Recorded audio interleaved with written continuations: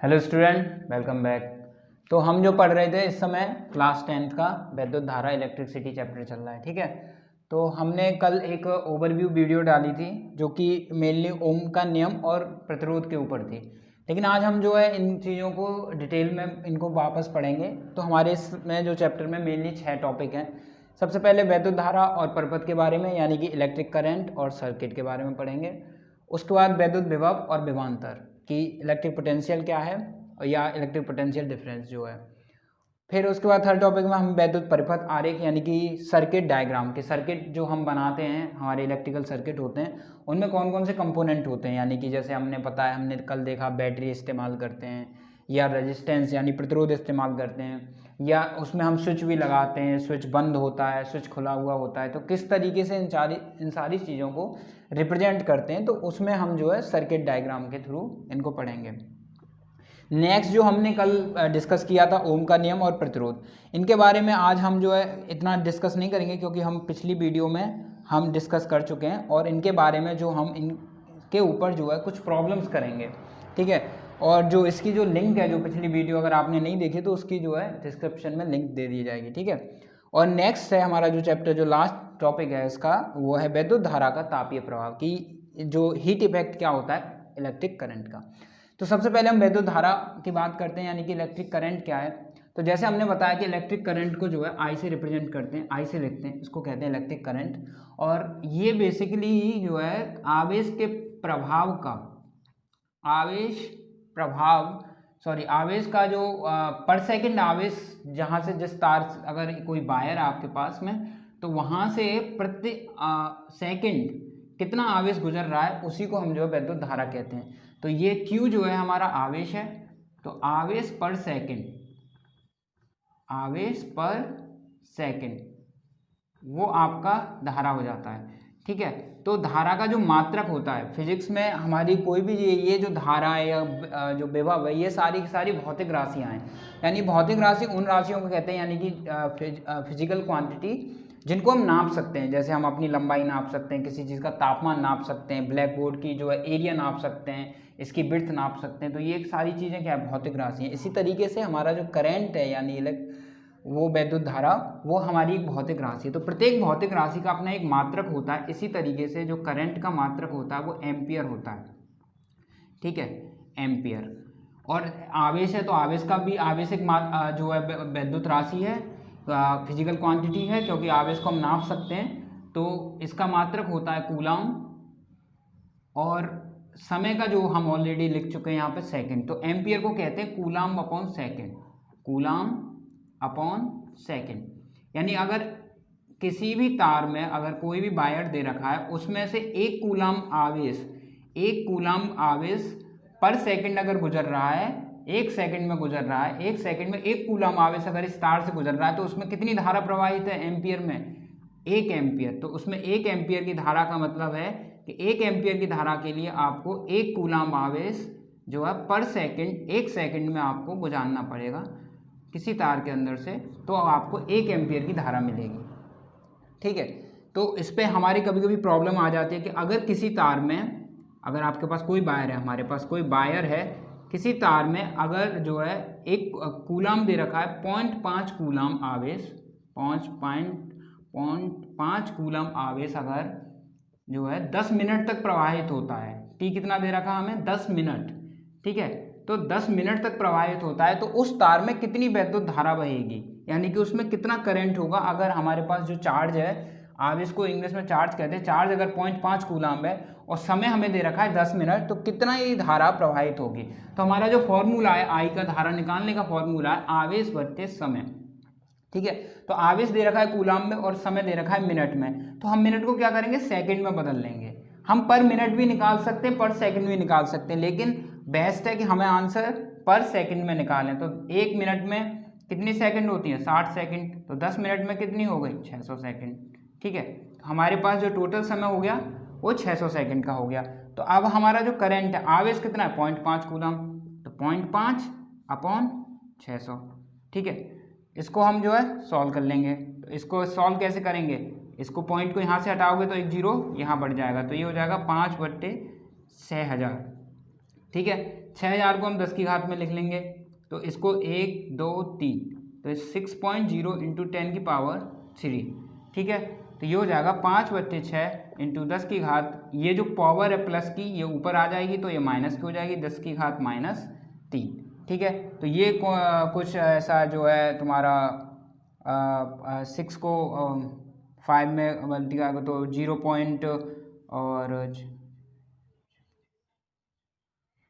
0.7 के तकरीबन जो है इंटू 10 की घात -3 जो है आपकी धारा करंट आ जाएगी, ठीक है। तो ये जो है -10 है, -3 है, ठीक है। तो हम इस -3 को क्या कर लेंगे, जहाँ भी -3 आता है 10 की घात -3, इसका मतलब होता है मिली माने होता है 10 की घात -3। जैसे सेंटी हमने पढ़ा, 1 सेंटी माने होता है 10 की घात -2, तो इसी तरीके से मिली का मतलब होता है 10 की घात -3।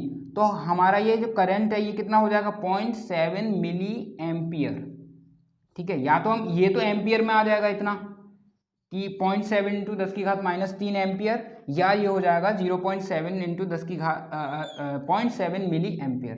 तो इस तरीके से हम किसी भी सर्किट में जो है धारा निकाल सकते हैं अगर हमें आवेश और समय दे रखा हो तो, ठीक है। तो ये हो गई हमारी वैद्युत धारा की पूरी डिटेल कि आवेश के प्रभाव को ही हम वैद्युत धारा कहते हैं कि अगर किसी तार में जितना आवेश प्रवाह कर रहा है पर सेकंड वो उसकी वैद्युत धारा हो गई। तो यहाँ पे ये वैद्युत धारा कंप्लीट होती है। अब हमने कहा कि परिपथ माने सर्किट, ठीक है।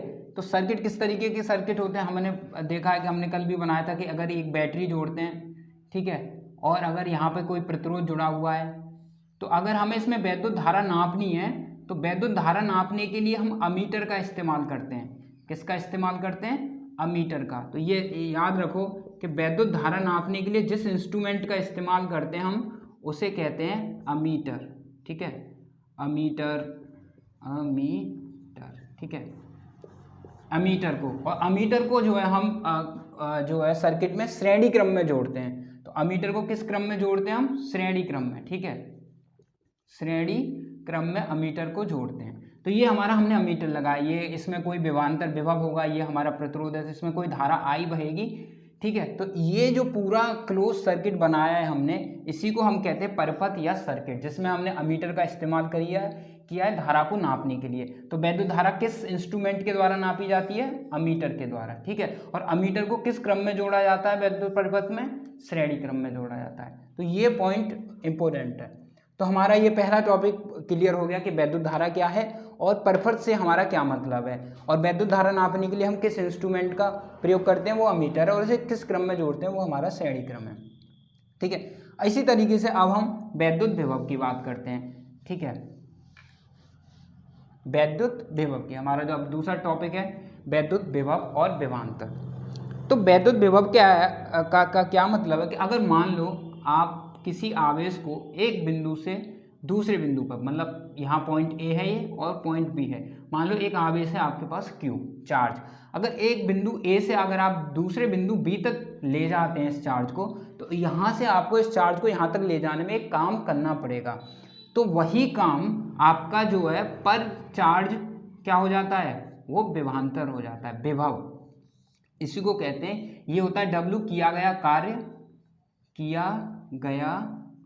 कार्य बट्टे आवेश, कि जितने आवेश को Q आवेश को अगर एक बिंदु से दूसरे बिंदु तक जितना आप काम कर रहे हैं वो उन दोनों बिंदुओं के बीच का क्या हो जाएगा, विभवांतर। तो ये क्या हो जाता है, ये तो विभव की परिभाषा है। और विभवांतर क्या है कि इन दोनों बिंदुओं के बीच का जो विभव में अंतर है वही आपका विभवांतर है, यानी पोटेंशियल डिफरेंस। इस बिंदु पे कोई विभव होगा, इस बिंदु पे कोई विभव होगा, और उन दोनों विभवों का जो अंतर है वो विभवांतर लिया जाता है, ठीक है। और विभव का क्या मतलब है कि आपको जितना कार्य करना पड़ता है किसी भी आवेश को एक जगह से दूसरी जगह पहुंचाने में, वही आपका विभव हो जाता है। तो विभव क्या है, हमारी एक भौतिक राशि, और मैंने बताया आपको प्रत्येक भौतिक राशि का अपना एक मात्रक होता है। इसी तरीके से विभव का जो मात्रक होता है उसे हम वोल्ट लिखते हैं, वोल्ट, ठीक है। अब वोल्ट कैसे आया, देखो कार्य का हमें मात्रक पता होता है, जूल होता है, ठीक है, कार्य का मात्रक होता है जूल। आवेश का मात्रक हम पहले ही पढ़ चुके हैं, कूलाम, ठीक है। तो आवेश का मात्रक हो गया कूलाम। तो बोल्ट को कहते हैं जूल पर कूलाम ही आपका बोल्ट होता है, ठीक है। इस पूरी चीज़ को जूल पर कूलाम को हम सिंपल लैंग्वेज में कह देते हैं बोल्ट। तो विभव का मात्रक हो गया बोल्ट। तो अगर आपको एक बोल्ट का क्या मतलब हुआ, एक बोल्ट का मतलब हुआ कि आपको एक कूलाम आवेश को एक बिंदु से दूसरे बिंदु तक ले जाने में अगर आपको 1 जूल काम करना पड़ रहा है तो उनके बीच का विभवांतर कितना हुआ, 1 वोल्ट हो जाएगा। यानी कि फिर से समझो, एक कूलाम आवेश को एक बिंदु से दूसरे बिंदु तक ले जाने में अगर आपको 1 जूल का कार्य करना पड़ रहा है तो उनके बीच का जो विभवांतर है यानी पोटेंशियल डिफरेंस है वो 1 वोल्ट के बराबर होगा, ठीक है। तो इतनी बात समझ में आई। वैद्युत विभव क्या है कि आवेश को एक बिंदु से दूसरे बिंदु पर ले जाने पे आपको जितना कार्य करना पड़ रहा है उन दोनों का W/Q ही आपका विभवांतर है। और इसका मात्रक क्या है, वोल्ट, और 1 वोल्ट माने होता है 1 जूल पर कूलम। अब जिस तरीके से हमने पढ़ा वैद्युत धारा को नापने के लिए हम अमीटर का इस्तेमाल करते हैं, उसी तरीके से वोल्ट यानी कि विभव को नापने के लिए हम वोल्ट मीटर का इस्तेमाल करते हैं। किसका, वोल्ट मीटर का, ठीक है। तो वोल्ट मीटर का हम इस्तेमाल करते हैं विभव को नापने के लिए। तो अगर हम इसका सर्किट देखें कि अगर हम इसको वोल्ट मीटर को हम किस तरीके से सर्किट में लगाते हैं, जैसे हमने पढ़ा अमीटर को जो है हम श्रेणी क्रम में लगाते हैं। तो हम एक सर्किट फिर से बनाते हैं, ये आर हो गया हमारा, यहाँ हमने एक अमीटर लगा दिया पॉजिटिव नेगेटिव, और यहाँ पर हमने एक वोल्ट की बैटरी से इनको जोड़ रखा है, ठीक है। तो अगर हम इस प्रतिरोध जो कि आर है के बीच में ये जो पॉइंट है, पॉइंट ए और पॉइंट बी के बीच में अगर आपको विभवांतर ज्ञात करना है, ठीक है, तो अगर इन दोनों बिंदुओं के बीच का आपको विभवांतर ज्ञात करना होगा तो आपको इन दोनों बिंदुओं के बीच में एक वोल्ट मीटर लगाना पड़ेगा। वोल्ट मीटर को हम इस तरीके से बी के सिंबल से लिखते हैं, ठीक है। तो ये हमारा वोल्ट मीटर हो गया। तो अगर आपको जिन बिंदुओं के बीच में अगर आपको पोटेंशियल डिफरेंस निकालना है, विभवांतर निकालना है, उन दोनों बिंदुओं पर आप एक वोल्ट मीटर जोड़ दीजिए। तो ये किस तरीके का क्रम हुआ, ये एक तरीके से समांतर क्रम हुआ। तो वोल्ट मीटर किस क्रम में जोड़ा जाता है, समानांतर क्रम में। किस क्रम में जोड़ा जाता है, समानांतर क्रम में। जिस तरीके से अमीटर जो है, देखो हमने अमीटर को श्रेणी क्रम में जोड़ा हुआ है, हमें वैद्युत धारा नापने के लिए आई, इसी तरीके से इन दो बिंदुओं के बीच का विभव नापने के लिए हमें वोल्ट मीटर लगाना पड़ा, और वोल्ट मीटर को जो है हम एक समानांतर क्रम में लगाते हैं। तो ये हमारा एक परिपथ हो गया, सर्किट हो गया, जिसमें अमीटर भी आ गया, आपका वोल्ट मीटर भी आ गया, और प्रतिरोध भी आ गया, और बैटरी भी आ गई, ठीक है। तो इस तरीके से आपका विभव और विभवांतर ये दोनों चीज़ें क्लियर हुई, ठीक है। अब हम बात करते हैं कि वैद्युत परिपथ आरेखित यानी कि सर्किट डायग्राम में हम किन किन चीज़ों का इस्तेमाल करते हैं और उनको किस तरीके से लिखते हैं। अब हमारा थर्ड पॉइंट है। तो जैसे हमने बताया, सबसे पहले अगर हम बैटरी का इस्तेमाल कर रहे हैं तो हमें मालूम है बैटरी को हम इस तरीके से लिखते हैं। इसका पॉजिटिव टर्मिनल होता है, जो बड़ा बनाया जाता है वो पॉजिटिव टर्मिनल है, और जो उससे छोटा बनाया जाता है वो हमारा नेगेटिव टर्मिनल होता है। तो ये कोई भी बैटरी को रिप्रेजेंट करता है, ठीक है। अगर आपको बहुत सारी बैटरियां लगानी है तो आप इस तरीके से जोड़ सकते हैं, पॉजिटिव को पॉजिटिव से, फिर नेगेटिव पॉजिटिव, फिर नेगेटिव पॉजिटिव, इस तरीके से। तो ये कितनी बैटरियों का कॉम्बिनेशन हो, एक ये बैटरी हो गई, एक ये बैटरी, ये 3 बैटरियों के कॉम्बिनेशन हो गया, ठीक है। ये पॉजिटिव हो गया टोटल बैटरी का, और ये माइनस हो गया। तो ये इसका मतलब होता है कि आपके पास में जो है 3 बैटरी इस्तेमाल कर रहे हो, ये सिंगल बैटरी के लिए रिप्रेजेंट करता है। तो ये तो हो गया हमारा बैटरी के लिए सिंबल, ठीक है। फिर अभी हमने बताया अमीटर के लिए, तो अमीटर को किस तरीके से रिप्रेजेंट करते हैं, इस तरीके से अगर ए बना के लग दिया जाए तो ये हमारा अमीटर होता है। अगर हम वोल्ट मीटर की बात करें, वोल्ट मीटर, तो वोल्ट मीटर को अभी हमने बनाया बी से लिखते हैं, ये हमारा वोल्ट मीटर होता है। तीसरा, अगर हम अगला पॉइंट है हमारा प्रतिरोध, ठीक है। तो प्रतिरोध को हमने मालूम है किस तरीके से, इसे जिगजैग शेप का बनाते हैं, ये हमारा प्रतिरोध होता है, ठीक है। अगर आपको कुंजी बनानी यानी कि स्विच, ठीक है, स्विच को हिंदी में बोलते हैं कुंजी, ठीक है, कुंजी या स्विच। तो ये इस तरीके से कुंजी बनती है हमारी। लेकिन ये कुंजी क्या है इस समय, ये अभी तुम्हारा जो है ऑफ है, इसका मतलब होता है हमारा अभी स्विच क्या है, ऑफ है। अगर इसमें ही कुंजी में अगर इस तरीके से हम बना दें और इसमें एक बिंदु रख दें तो इसका मतलब हो गया ये हमारा ऑन हो गया, ठीक है। जैसे हमारे घरों में बैटरी में स्विच होते हैं ना, ऑन ऑफ कर देते हैं, तो ये इसका मतलब होता है हमारा स्विच ऑफ है, इसका मतलब है हमारा स्विच ऑन है। अगर हम किसी जंक्शन की बात करें यानी कि संधि की, ठीक है, यानी कि जहाँ पर 2 या 2 से अधिक हमारे मिल रहे हैं, जैसे एक करंट यहाँ आया, एक करंट यहाँ आया, ठीक है। तो ये इस तरीके की क्या हुई संधि, यहाँ पे हमने क्या किया, मतलब एक दो तारों को आपस में मिला दिया, तो ये हमारी संधि हो गई, यानी कि जंक्शन। ठीक है। अगर एक सिंबल अगर आपको इसमें इस तरीके से मिले, ठीक है, इसका मतलब है कि ये आपस में जुड़े हुए नहीं है, ये एक तार जा रहा है, उसके ऊपर से दूसरा तार निकाल रहे हैं हम। ठीक है। इसका मतलब है जैसे ये यहाँ पर जुड़े हुए हैं, इनका मतलब है कि ये यहाँ पे आपस में जुड़े हुए हैं, बट इसका मतलब होता है कि ये आपस में जुड़े हुए नहीं हैं, ये इसके ऊपर से होके गुजर रहा है। ठीक है। ये तार जो है इसके ऊपर से होके गुजर रहा है। तो ये सारी चीज़ें हम जो है वैद्युत आरेख परिपथ में, यानी कि सर्किट डायग्राम में इस्तेमाल करते हैं कि बैटरी किससे रिप्रेजेंट करते हैं, मीटर को किससे, वोल्ट मीटर को किससे, प्रतिरोध को किससे, कुंजी को किससे। संधि जो होती है दो तरह की होती है हमारी। इस संधि का मतलब है यहाँ पे ये तार दोनों जुड़े हुए हैं, इनका मतलब है ये तार जुड़े हुए नहीं। एक तार मान लो अगर ये है, ये ऐसे जा रहा है, एक तार ऐसे, तो ये आपस में जुड़े हुए नहीं है। ठीक है। तो इस तरीके से हमारा वैद्युत परिपथ आरेख यानी कि सर्किट डायग्राम, इनको हम इस्तेमाल करते हुए कर लेते हैं। तो हमें इसके बारे में पता है, ये श्रेणी क्रम में जोड़ते हैं, ये समानांतर क्रम में जोड़ते हैं। आप प्रतिरोध को श्रेणी क्रम में भी जोड़ सकते हैं और समानांतर क्रम में भी जोड़ सकते हैं। स्विच को तो कैसे भी जोड़ लो, आप कहीं भी इस्तेमाल कर सकते हो, संधि का भी कोई रिलेशन नहीं है। इसी तरीके से बैटरियों को भी हम समानांतर क्रम और श्रेणी क्रम में जोड़ सकते हैं, बशर्ते दो चीज़ें फिक्स हैं हमारी कि अमीटर को हम श्रेणी क्रम में जोड़ते हैं और वोल्ट मीटर को समानांतर क्रम में जोड़ते हैं। बाकी हम किसी तरीके से इनको आपस में जोड़ सकते हैं। तो हमारा ये वैद्युत परिपथ आरेख भी कंप्लीट हुआ। ठीक है। अब नेक्स्ट टॉपिक है हमारा ओम का नियम, जो कि हम लास्ट वीडियोस में डिस्कस कर चुके हैं, फिर भी ब्रीफली आपको एक बार इसमें बता देते। तो हमने बताया कि अगर आपके पास कोई भी सर्किट दे रखा हो, यानी कि एक अगर आपको क्या है कि ओम का नियम कहता है कि आप जितना किसी सर्किट में आप जितनी वोल्टेज की बैटरी लगा रहे हो, तो जो वोल्टेज आपने लगाया है, विभवांतर या विभव आप जितना अप्लाई कर रहे हो, वो उसमें सर्किट में पैदा होने वाले करंट के किसके अनुक्रमानुपाती होता है। इसका मतलब होता है अनुक्रमानुपाती। इस सिंबल का मतलब होता है अनुक्रमानुपाती, यानी कि प्रोपोर्शनल। ठीक है।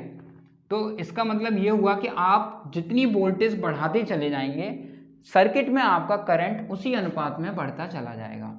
ठीक है। और इसको V = IR से हम लिख देते हैं। यहाँ पे जो कांस्टेंट आता है वो होता है R ही हमारा प्रतिरोध है।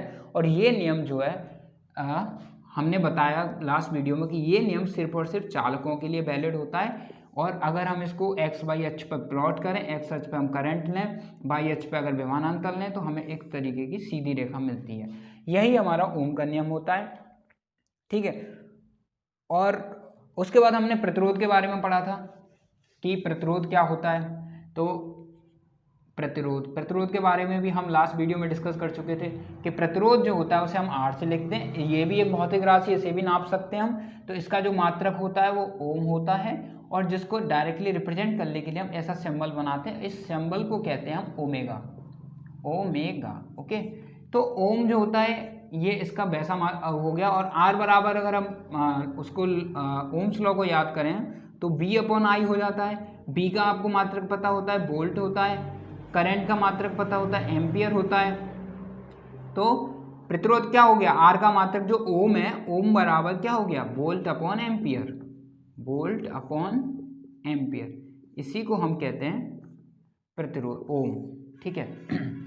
ये इसका मात्रक होता है वोल्ट अपॉन एम्पियर। अगर एक ओम की वैल्यू आपको निकालनी हो तो एक ओम का क्या मतलब है कि अगर आप किसी सर्किट में आप अगर 1 वोल्ट की बैटरी लगाते हैं और उससे आपको 1 एम्पियर की वैद्युत धारा मिलती है, तो उस सर्किट का जो प्रतिरोध है वो 1 ओम के बराबर होगा। ओके। तो इस तरीके से प्रतिरोध हो गया। प्रतिरोध को हमने बताया कि दो तरीके से जोड़ते हैं, श्रेणी क्रम में और समानांतर क्रम में। ये इस तरीके का जो होता है कि सिरा बाई सिरा अगर हम जोड़ दें तो ये श्रेणी क्रम में होता है। और इसका तुल्य प्रतिरोध निकाला था हमने, equivalent resistance R1 + R2 + R3। यहाँ पे पॉइंट मैंने ये बताया था कि इनमें क्या होगा कि करंट सेम रहता है और वोल्टेज क्या होती है, विभवांतर क्या हो जाता है, हर पॉइंट पे अलग अलग हो जाएगा। तो ध्यान रखना, श्रेणी क्रम में जो है करंट सेम रहती है बट विभवांतर अलग अलग हो जाता है। और जो समानांतर क्रम होता है उसमें दो बिंदुओं के बीच में ही सारे प्रतिरोध हम जोड़ देते हैं इस तरीके से। ठीक है। ये हमारा R1 हो गया, R2 हो गया और ये R3 हो गया। तो समानांतर क्रम में क्या होता है कि पोटेंशियल डिफरेंस या विभवानांतर है वो सेम रहता है B, लेकिन धारा बदल जाती है, I1 I2 और I3 हो जाती है। ठीक है, तो टोटल इसमें जो R इक्विवेलेंट यानी कि तुल्य प्रतिरोध हो जाता है वो 1/R1 + 1/R2 + 1/R3 के बराबर हो जाता है। तो ये चीज़ें हम ऑलरेडी डिस्कस कर चुके हैं। तो ओम का नियम और प्रतिरोध के बारे में हम ऑलरेडी डिस्कस कर चुके हैं। इन पे जो है हम क्वेश्चंस आते हैं, प्रॉब्लम्स आती हैं, प्रॉब्लम्स इन पे भी आती हैं और इन पे भी आती हैं। इनकी हम बेसिक प्रॉब्लम्स डिस्कस करेंगे और जो अगर आपको हाईली कम्पिटिटिव एग्जाम्स के लिए प्रॉपर्स चाहिए उनकी वीडियो हम अलग से डालेंगे, जो कि प्रतिरोध के ऊपर ही प्रॉब्लम्स होंगी। क्योंकि ज़्यादातर प्रॉब्लम्स आप देखो, अगर कहीं का भी टेस्ट देते हो आप, यूपी पॉलिटेक्निक या AMU वगैरह किसी का भी, तो उनके ऊपर प्रतिरोध में हमेशा प्रॉब्लम्स आती हैं, चाहे वो बीटेक में हो, चाहे वो पॉलिटेक्निक के लिए हो, चाहे 11 किसी भी हो, आपका प्रतिरोध की प्रॉब्लम एक ना एक प्रॉब्लम ज़रूर होती है। तो हम सारी प्रॉब्लम्स जो है एक अलग वीडियो में डिस्कस करेंगे और वो वीडियो का नोटिफिकेशन आपको मिल जाएगा, इसलिए हमारे चैनल को सब्सक्राइब करें उन नोटिफिकेशंस के लिए। अब हमारा जो लास्ट टॉपिक है वो है हमारा विद्युत का तापीय प्रभाव। यानी कि आपने देखा होगा आपके घरों में हीटर होता है, या अभी तो सर्दियाँ आ रही हैं, तो सर्दियों में क्या होता है कि आप पानी गर्म करने के लिए रॉड का इस्तेमाल करते हैं। तो ये सारी चीज़ें क्या हैं कि आप इलेक्ट्रिसिटी से क्या प्रोड्यूस कर रहे हैं, आप हीट प्रोड्यूस कर रहे हैं, है कि नहीं। तो वो हीट आपको मिल कैसे रही है, हीटर गर्म करके हीट कैसे प्रोड्यूस कर रहा है, तो उसका रिलेशन ये है कि आप प्रत्येक सर्किट में आपको मालूम है कि एक वोल्टेज जो है B वोल्ट लगाते हैं और एक धारा करंट उसमें बहती है, तो और एक प्रतिरोध R होता है। तो ये किसी भी सर्किट के जनरल कंपोनेंट है, मेन इंपोर्टेंट कंपोनेंट के, वोल्टेज, धारा और उसका प्रतिरोध। तो किसी भी सर्किट की जो क्षमता होती है यानी कि पावर, जिसे हम अगर P से लिखें, वो बराबर होती है B × I के। किसके बराबर होती है, हम जो क्षमता है P बराबर B × I के। ठीक है, और क्षमता को बेसिकली अगर हम फिजिक्स की भाषा में बोलें तो क्षमता कुछ नहीं होती है, कार्य बट्टे समय, कि आपकी कितना काम आप कितने समय में पूरा करते हैं वही आपकी क्षमता होती है। ये फिजिक्स की लैंग्वेज में जनरल डेफिनेशन है क्षमता की, पावर की, कि कार्य अपॉन समय, के कितना वर्क आप कितने समय में कंप्लीट करते हैं वो आपकी क्षमता होती है। ठीक है, तो ये जो क्षमता है P = BI, तो BI को हम, अगर आपको I नहीं दे रखा हो, I को ओम्स लॉ याद करो, IR, इसको I से हम इसमें चेंज कर सकते हैं B × B/R, तो ये B² के बराबर भी हो सकती है। या अगर हम B को चेंज कर दें, B को IR के टर्म में चेंज कर दें, तो ये हो गया IR × I, तो ये I² भी हो सकती है। तो ये कुछ भी हो सकती है, BI हो सकती है पावर आपकी, या फिर आप B² में भी लिख सकते हो, या फिर I² में भी लिख सकते हो। ठीक है, तो ये आपकी क्षमता हो गई किसी भी सर्किट की, और इसी क्षमता से आपको जो है हीट प्रोड्यूस होती है। अगर हम हीट प्रोड्यूस को आप H से लिखें, ठीक है, तो अगर आपको हीट प्रोड्यूस निकालनी हो तो आपको BIT करना पड़ेगा, समय का, यानी इतनी पावर आप कितने समय के लिए इस्तेमाल कर रहे हो। ठीक है, ये T जो है वो है हमारा इस समय। तो ये जो H है यही आपकी उसकी ऊष्मा के बराबर होगा, जो हीट एनर्जी है ये उसके बराबर होगा, यानी कि ऊष्मीय ऊर्जा के बराबर होगा, ऊष्मीय ऊर्जा के बराबर होगा। तो ये आपको किस में मिलेगा, क्योंकि आपको देखो कार्य के मात्रक पता है, जूल होता है। ठीक है, और आपने क्या किया, और क्षमता का मात्रक क्या हो गया, जूल बट्टे समय, और BI एक क्षमता थी, BI क्षमता थी, उसमें समय का गुणा कर दिया, तो हमें क्या मिलेगा, अगर इसमें हम समय का गुणा कर दें तो समय से समय कट जाएगा, हमें क्या मिलेगा, जूल। तो ये जो ऊष्मीय ऊर्जा मिलेगी वो किस में मिलेगी, हमें जूल में। तो अब आपको अगर कोई सर्किट दे रखा हो और उसका पोटेंशियल आपको मालूम हो, कितने वोल्ट की बैटरी इस्तेमाल कर रहे हो, उसमें कितनी धारा प्रवाहित हो रही है, या आपको प्रतिरोध भी मालूम है, तो आपको ऊष्मीय ऊर्जा निकालनी हो तो आप किस फॉर्मूले का इस्तेमाल करेंगे, ऊष्मीय ऊर्जा किसके बराबर हो जाएगी, BIT के, कि कितनी कितनी क्षमता आप कितने समय के लिए इस्तेमाल कर रहे हो।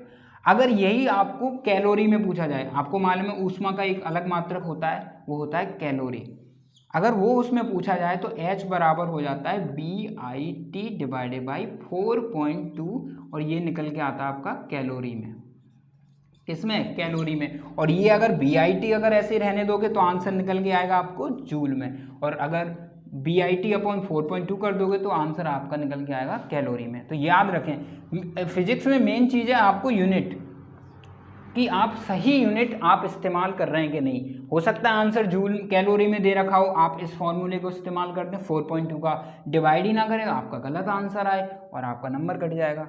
तो ध्यान रखना आपका आंसर किस में पूछा है, कैलोरी में पूछा है तो आप इसे इस्तेमाल करेंगे, अगर जूल में पूछा है तो आप इसे इस्तेमाल करेंगे। तो इस तरीके से आपका ये जो है वैद्युत धारा का तापीय प्रभाव जो है ये चैप्टर आपका विद्युत इलेक्ट्रिसिटी कंप्लीट होता है। ठीक है।